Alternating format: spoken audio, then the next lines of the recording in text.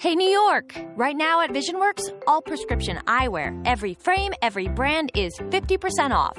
Yup, a nifty 50% thanks to our friends and family event. What's even better? It applies to both glasses and sunglasses. That's right. At the VisionWorks Friends and Family event, you can save 50% on all prescription eyewear. Why? Because we like you, New York. A lot. VisionWorks. We're here to help you. Some restrictions apply. See store for details. TCL is a proud sponsor of the 1500 ESPN studios. TCL, America's fastest growing TV brand. For those who simply can't get enough talk about the Vikings, we present Bonus Chatter. Bonus chatter about your favorite team that's unscripted, unfiltered, and uninterrupted. This is another edition of 1500 ESPN's Purple Podcast. Go get that first down and get a touchdown. Rock 'em, sock 'em.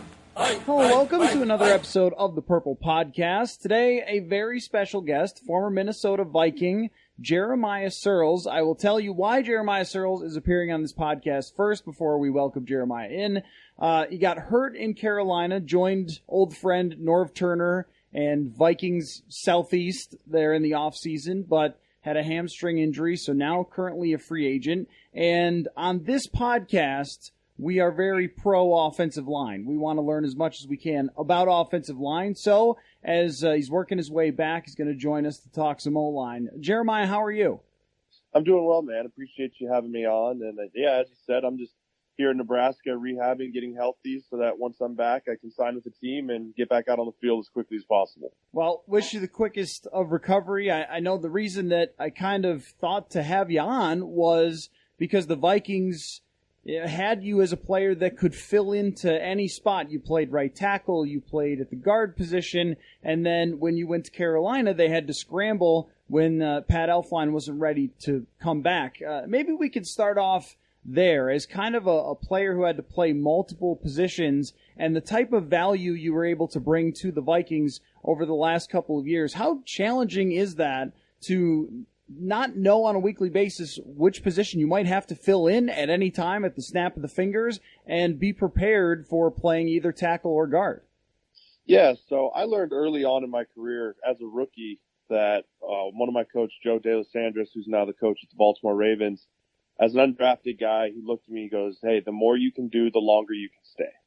Mm-hmm. And so I really took that to heart as far as I started realizing as I was on practice squad in San Diego, just kind of learning and watching as everything was unfolding that, man, there's only 7 dressed offensive linemen on game day. Mm-hmm.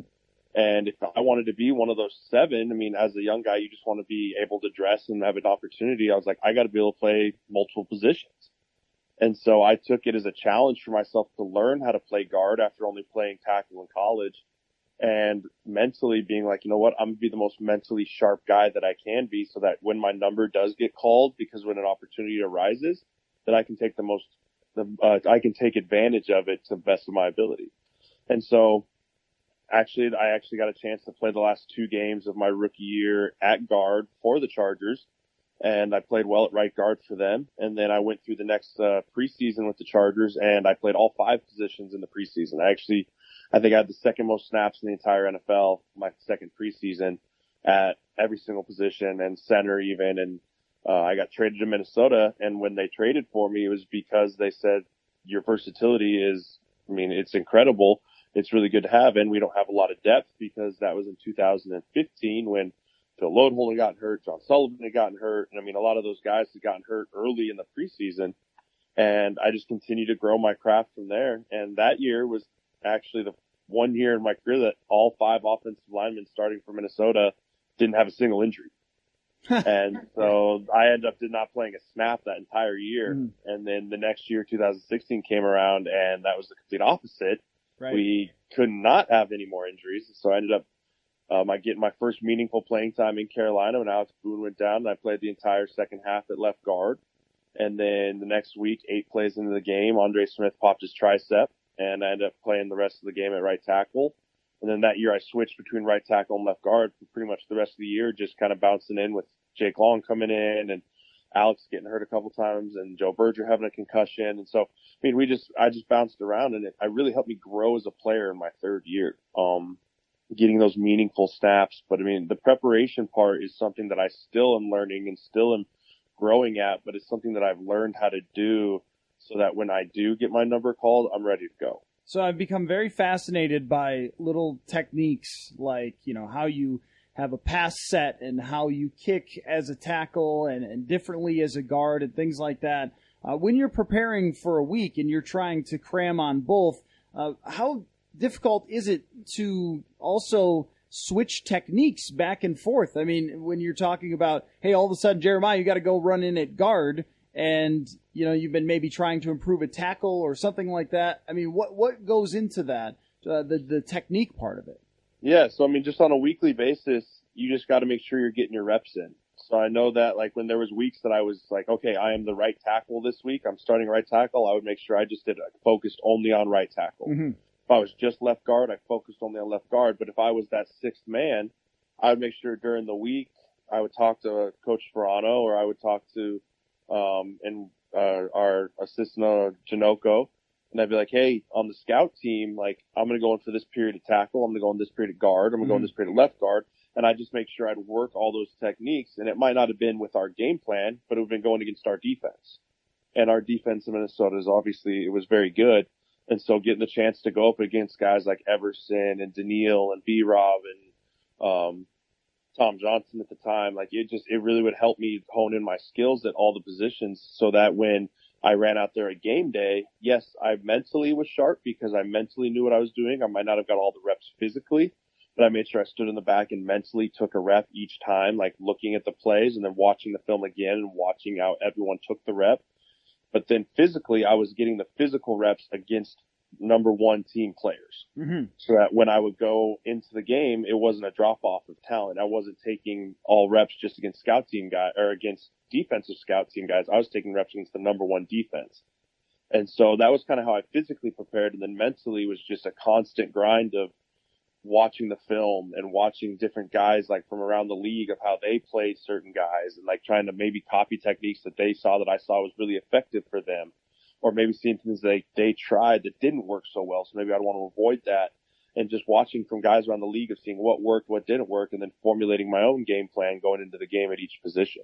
Yeah, that's something that I've been thinking about a lot, especially with Khalil Mack coming to the NFC North. And I was watching him last night. That guy is a monster. And I just imagine the type of preparation it takes to scout everything he can do when he has so many different moves in his toolbox. I mean, he could just bull rush you at one point. He could spin on you. He could do almost anything on every single rep. Can you kind of take us through the process of, if you know, especially that you're going to start at tackle, what it's like to scout against some of these incredible edge rushers that are in the NFL now?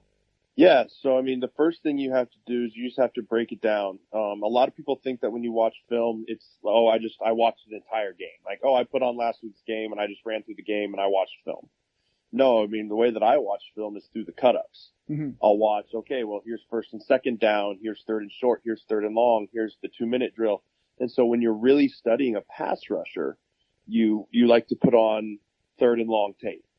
You put on, okay, it's third and long, like they know that they need a stop. What is this guy's go-to? Mm-hmm.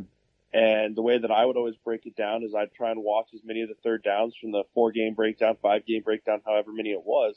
And I'd use a tally system like, okay, I'd go through and I'd write down like, okay, spin move, bull rush, arm over, inside counter. And then every time I would see that move again, I'd put a tally next to it. And so then by the end of me watching, I'd say, okay, he bull rushed 15 times.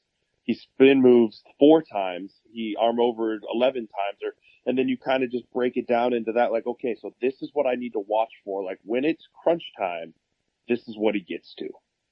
This is his number one. This is how he wants to attack me. But then at the same time, you can go back and you watch other pass rushers against yourself and see if they copied moves. Like, okay, what did they see against me that they liked? Now that's something I didn't think of, the self-scouting aspect of it. So yeah, I mean, there's a huge self-scouting part to it.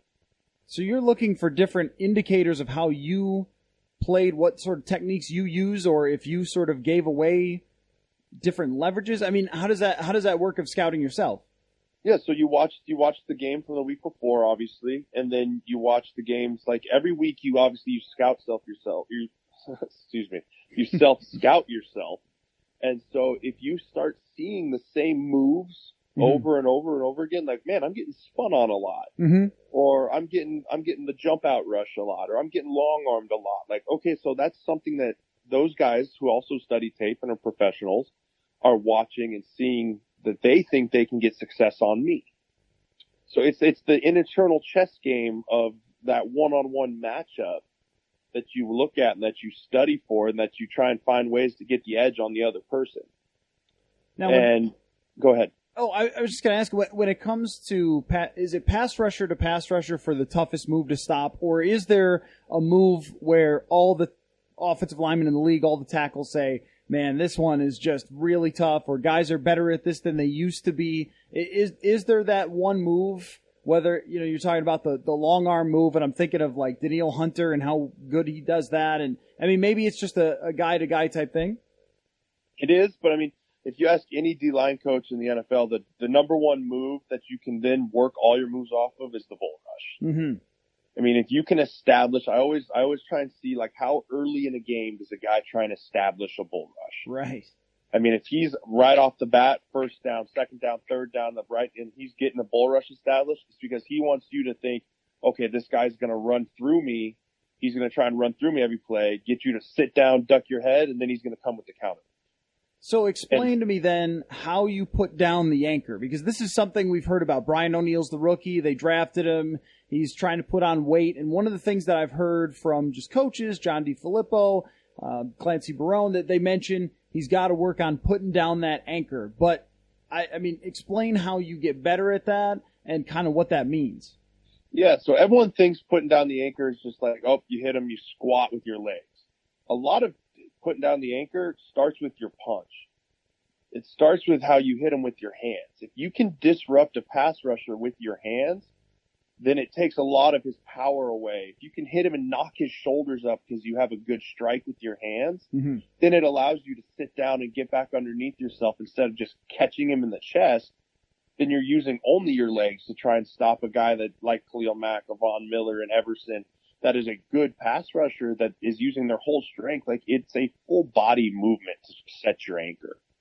Like, you got to make sure you hit them with your hands. Maybe you have to headbutt them if you can identify the bull rush. Hit them with your head and try and get underneath their pads and then squat.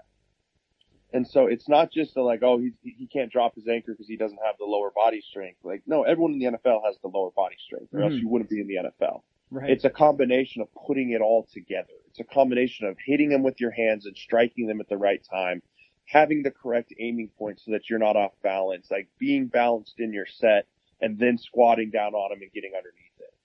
I mean, if you watch a lot of, Joe Thomas was the best at it. I mean, he's one of the best offensive linemen to ever play the game, but you'd see him, he'd see the bull rush, he'd clamp with his hands, and he'd drop his hips. I mean, it was all so, it all was in milliseconds. I mean, dude would identify it, do it quickly, and then, like, he'd stand the guy up. And once you stand a defensive lineman up, his pass rush is over. So I don't know if you've ever heard Joe Thomas's podcast, but he talks about some of this stuff and just other general football things and telling stories and whatever else. But I listened kind of closely for some of the stuff that he's talking about with different techniques that he used. And it seems to me, Jeremiah, that not only is Joe a freak, athletically and things like that, but his ability to process mentally just happens so quick. I mean, when we talk about football IQ, I guess that's how I've started to think of it, is not just can a guy study film and tell me what he sees, because that might be a coach or scout, but to actually apply it that fast, it feels like that's what all the best players are able to do. Absolutely. I mean, the game of football is so fast. I mean, I think it's like 1.8 seconds or whatever the quarterback's going to throw the ball. So you have to be able to identify the rush, like what rush am I getting, while still taking your set, moving backwards, he's running forward, and then using all your techniques and everything, and it happens just immensely fast. And so, yeah, it's the ability to take what you learn in the classroom and see what you study on the film, and can you then apply it to real-time speed? And that's what separates the great offensive linemen from good offensive linemen to average offensive linemen to young offensive linemen, is just that ability to take what you see and apply it. It's like anything in life. You have to be able to learn and apply. But it just happens on a much larger scale and a much faster scale than most people are used to. When you talk about the bull rush, was there a time, do you remember, where someone hit you with one of those early in your career and you said, oh man, I'm gonna, like, this is a heck of a lot different than college? Do you kind of remember that moment for you? I mean, yeah. I mean, I remember there's a lot of times. I mean, I learned very often. Another thing I got told by an older offensive lineman, King Dunlap, when I was my rookie year, he goes, the NFL, he goes, here's how the NFL works. It's not college, man. You're not going to dominate everyone. He goes, the NFL, you're going to get yours and you're going to get got. He goes, but the name of the game is you get yours more than someone gets you. And so, I mean, I took that to heart. I mean, there'd be times in college where you're like, oh, I'm playing against a redshirt freshman this week. Like, I'm just going to crush this kid. But now it's every single player is the best player on their college team, if not the best player in their conference that you're going up against every week. And so I can remember going against Melvin Ingram as a rookie and just struggling with the speed and struggling with the power. And it's just like, man, he's such a complete player. And then even a guy that has given me trouble in the past are shorter guys with leverage, Brandon Graham type out in Philly, like guys that really play with their leverage and play well. And so, I mean, there's still guys that like just give you problems and you just got to learn how to adapt and play them again. So that, like, again, like that's the thing with the NFL. You're going to see these guys over and over again. And so you see them and you learn how to adapt. But I can just remember a few times as a young player, especially in San Diego and even my first year in Minnesota when I'm going against Daniil and Everson and Linville, that's just like, man, these guys are like really, really good. And you just have to elevate your game. But it's the old, I mean, it's the cliche saying that iron sharpens iron. I mean, the better guys you go against on a daily basis makes it easier when you're in the games and it's game speed and everything's going faster and it's as close to practice skill as the game is, if that makes sense. It does, yeah. And it seems to me that the mental toughness is also part of that makeup of all the successful offensive linemen and that ability to get over it, because nobody is going to be perfect on a weekly basis. Every single player is going to get burned. Is there a process that you had mentally to kind of get past that, or is that just something that kind of exists within you already that you don't hang on to those things? Because it seems to me that some of the top pick offensive linemen, it's not their talent, it's not their athleticism, that sometimes it can just be the confidence, especially since there's 65,000 people sitting there watching you live. There's every coach breaking down every rep throughout the week. There's every person, 8 million people watching you on TV at that time. I mean, if you get burned, everyone sees it. You know what I mean? And that seems like an incredible pressure to be on every play. Yeah, I mean, you have to have what's called a short memory. You always hear people talk about it with defensive backs, but I think defensive backs and offensive linemen are very similar in that, because it's really easy to let things snowball out of control. And so, I mean, you always have to take it one play at a time, one rep at a time. And if you get beat, like, okay, well, you got to do kind of the quick learning, the quick self-scout. I mean, you don't have the time to look at the film like during a game, but you come off the sideline, you can look at the pictures and be like, okay, what did I do? And how do I not do it again? Right. And vice versa. The defensive lineman's on the other side going, okay, this is what I hit him with. I'm going to get back to that because it was successful. It's like a play call. An offensive coordinator hits a guy with a good play call, or hits a defense with a good play call. Like, he's going to come back to the well at some point until the well's dry. Mm-hmm. And so as an offensive lineman, you have to be like, okay, he hit me with a spin move.